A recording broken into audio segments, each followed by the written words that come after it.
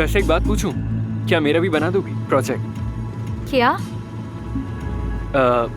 यानी अगर मैं तुम्हें पैसे दूं तो क्या मेरा प्रोजेक्ट बना दोगी तुम? हो अच्छा, तुम्हें जरा भी अंदाजा है तुम क्या कह रहे हो मुझसे? क्या हो गया, रिलैक्स हो जाओ। थोड़ा और जलील कर लो ना। मैंने कहा जलील किया है यार, इसे एक तरह से बिजनेस ऑफर समझो तुम। रोको गाड़ी। मैं नहीं रोकूंगा, बैठी रहो।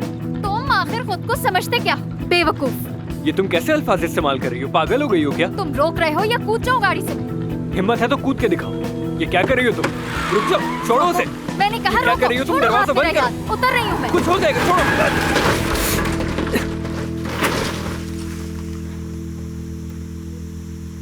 ओह सॉरी यार।